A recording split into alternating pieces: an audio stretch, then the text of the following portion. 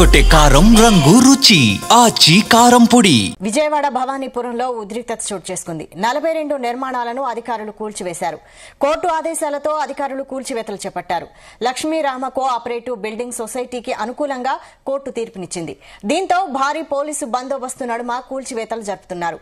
కూల్చివేసిన ప్రాంతం చుట్టూ Lakshmirama cooperative building society గోడ కడుతోంది. 42 ఫ్లాట్స్ కూల్చివేతతో బాధితులు రోడ్డున పడ్డారు. బాధిత కుటుంబాలు కన్నీరు మున్నీరుగా విలపిస్తున్నాయి. 25 ఏళ్లుగా నివాసం ఉంటున్న తమను వెళ్లగొడుతున్నారని బాధితులు ఆవేదన వ్యక్తం చేస్తున్నారు. పోలీసులతో బాధితులు వాగ్వాదానికి దిగారు. ఈ క్రమంలో ఉద్రిక్తత నెలకొంది. పోలీస్ బందోబస్తు మధ్య కూల్చివేతలు కొనసాగిస్తున్నారు. కూల్చివేతలను బాధితులు అడ్డుకుంటున్నారు. కోర్టు ఆదేశాలు ఉన్నాయని అధికారులు అంటున్నారు.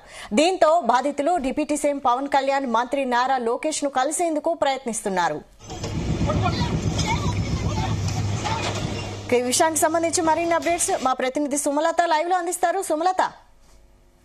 ఓకే వైశాలి, ఇప్పుడు నేను విజయవాడ దగ్గర భవానీపురం అయితే ఏదైతే ఉంది జోర్జి నగర్ కరెంట్ కాలనీ వద్ద అయితే నేను ఇప్పుడైతే ఉన్నాను. వీరు గత 25 సంవత్సరాలు బట్టి కూడా ఇదే స్థలంలో ఉంటున్నారు.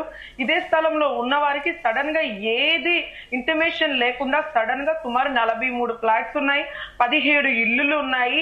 ఇది 2 ఎకరాలు ఉన్న స్థలాన్ని ఎవరికి ఇంటిమేషన్ చేయకుండా ఒక్కసారిగా హైడ్రా పద్ధతిలో ఇల్లులు కూల్చివేయడంతో ఒక్కసారిగా ఎవరైతే ఆ బాధితులు అయితే బాధ వర్ణనాతీతం అనే చెప్పాలి. వీరు నిన్న సాయంత్రం అయితే కానీ ఆపండి, మేము కోర్టు వైపు నుంచి కూడా మేము సరైన ఆధారాలతో మేము చేస్తున్నామంటే కూడా ఎవరైతే ఉన్నారో పోలీసులు 200 మంది పైగా పోలీసులు ఎవరైతే ఉన్నారో నిర్మానుషంగా నిర్బంధంగా వారిని కట్టుదిట్టం చేసి మరి 200 మంది పైగా పోలీసుల మధ్యలో జేసీబీలతో అయితే కూల్చివేయడం అయితే జరిగింది. ఇక్కడైతే బాధితురాలైతే ఉంది, మేము ఇన్ని సంవత్సరాలు బట్టి ఇక్కడ ఉంటున్నాము, మా స్థలాన్ని కూల్చివేసేశారు, ఇప్పుడున్న ప్రభుత్వం మాకు తగిన న్యాయం చేయాలంటూ కూడా వాపోతున్నారు. చెప్పండమ్మా, మీ బాధ చెప్పాలంటే చాలా వర్ణనాతీతం.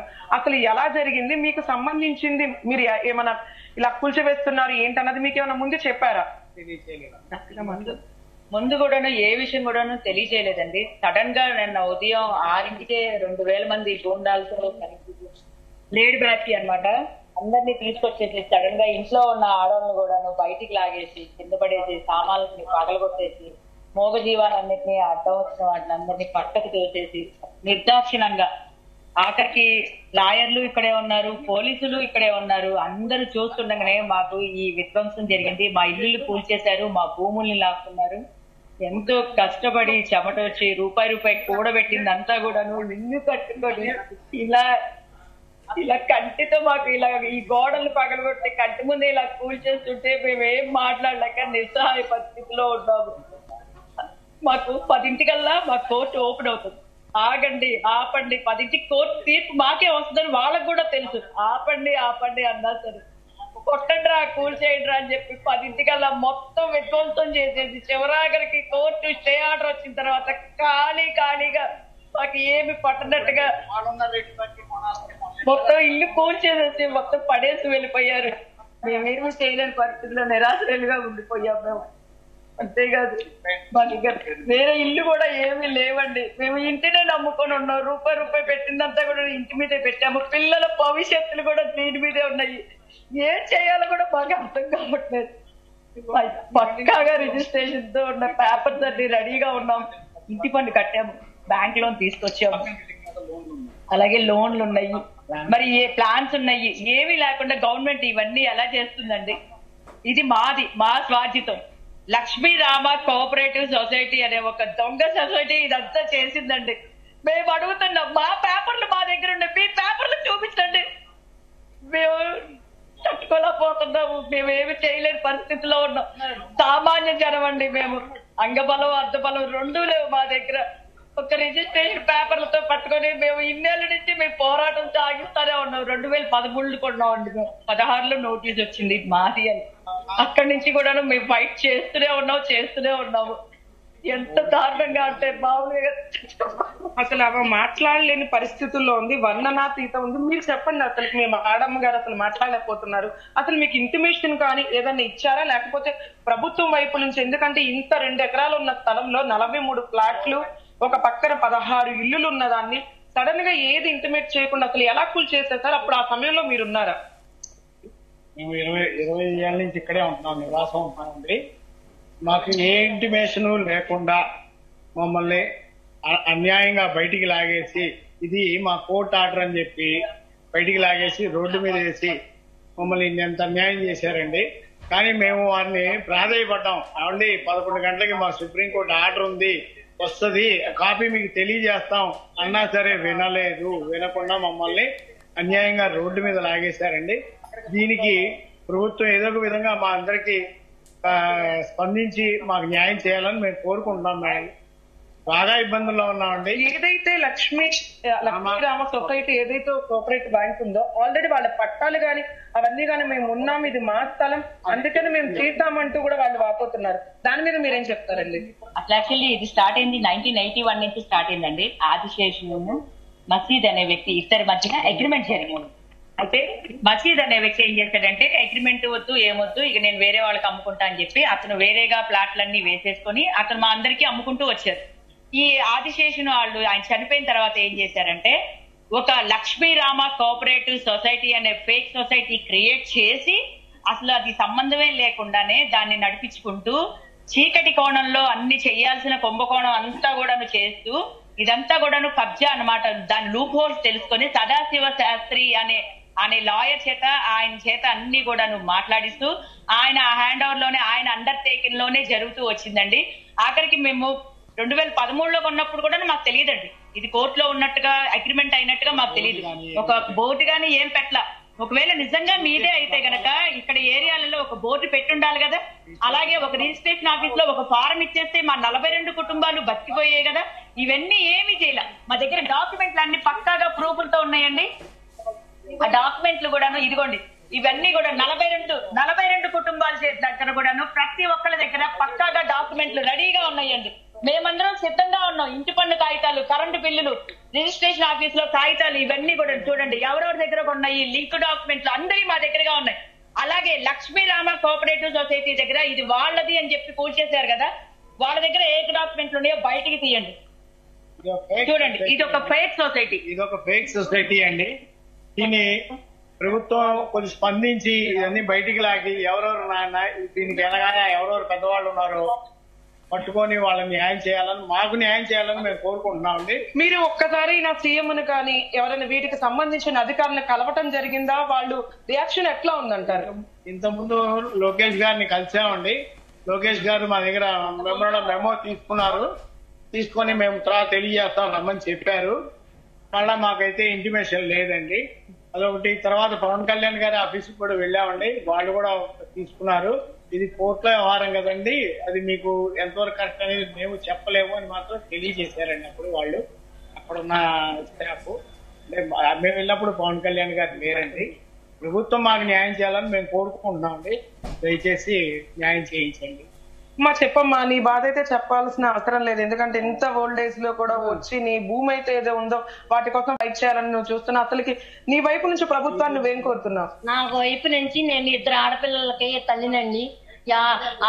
చెరువు 90 గజాలు ఆ స్థలం ఫ్లాట్ తీపిచ్చి మా అల్లుడికి నేను ఇచ్చాను. అది నా చిన్న కూతురికి చదువు ఉందని మా అల్లుడు ఈ ఫ్లాట్ తీసి అమెరికా అల్లుడు తీసుకున్నాడు. నా కూతుర్ని ఫ్లాట్లు ఇలా తగాదా వచ్చినాక 3 ఆడపిల్లలకి అంది నాకు కూతురు. ఆ 3 ఆడపిల్లల్ని నా కూతుర్ని వదిలేసి వెళ్ళిపోయాడు. అదేమని కేసులు పెడితే నా పిల్లలు నాకు కావాలి, నువ్వు ఎట్టా బతుకుతావో ఏం చేస్తావో అని నా కూతురు ఇప్పుడు నా ఇంట్లోనే ఉంది.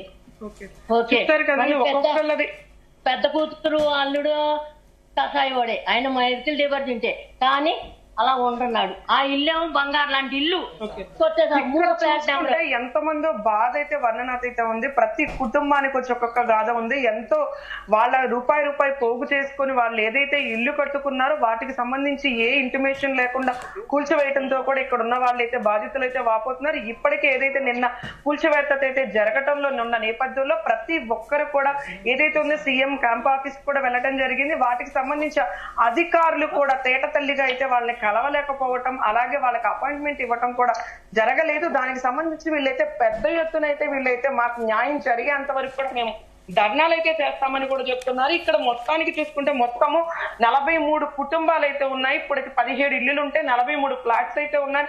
వీటికి సంబంధించి ఏదైతే ఉందో శ్రీ లక్ష్మీ రామ కోఆపరేటివ్ సొసైటీ వాళ్ళు ఎవరైతే ఉన్నారో అక్రమంగా మా స్థలాల్ని కబ్జా చేస్తున్నారు. ప్రభుత్వం వైపు నుంచి కానీ మాకు న్యాయం జరిగేంత వరకు కూడా మేము ఎలాగే నిరాహార దీక్ష చేస్తామంటూ కూడా మాట్లాడుతున్నారు. ఇక్కడ మనం చూడొచ్చు విజువల్స్ లో కూడా అయితే ఎంత దయనీయ పరిస్థితి అయితే ఉందంటే అంత ఉంది. ప్రతి ఒక్కరు కూడా ఎవరెవరు పనులు చేసుకుని కూలీ పని చేసుకుని వెళ్లి వారు రూపాయి పోగు చేసుకునే ఇంటిని ఒక్కసారిగా కూల్చివేయటంతో అయితే కొంతమంది అయితే ఇద్దరైతే వ్యక్తులైతే హార్ట్ అటాక్ తో కూడా హాస్పిటల్లో ఉండటం అయితే జరిగింది.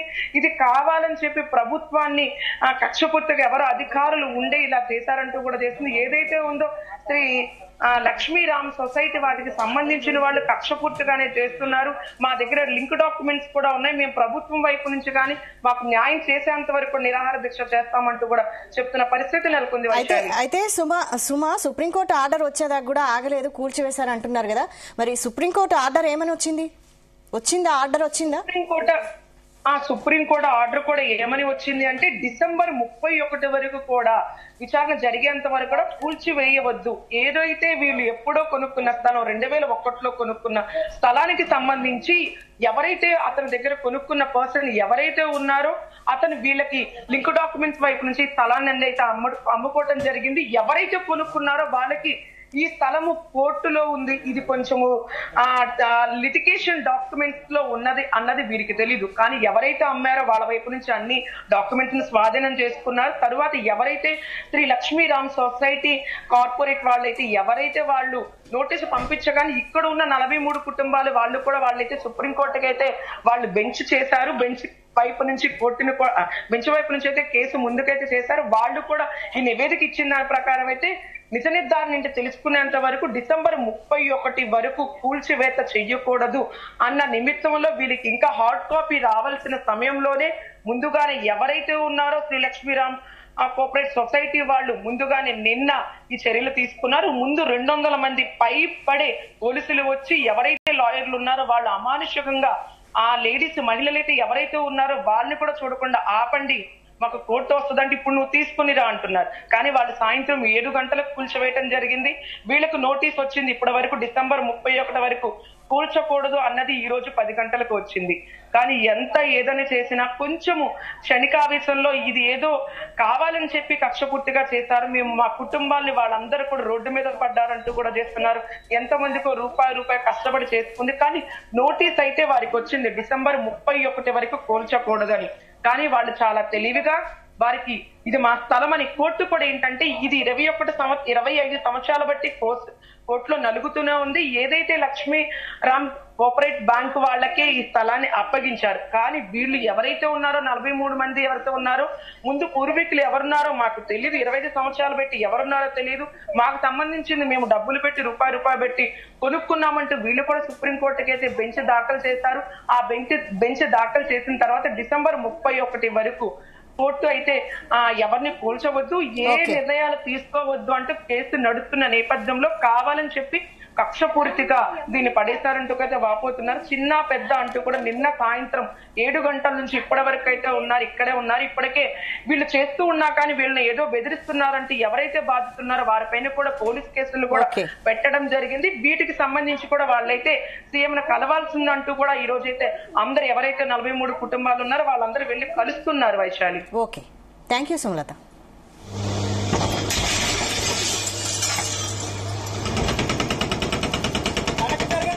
గుమగుమల వంటలే తెరకొట్టే కారం రంగు రుచి ఆచి కారం పొడి.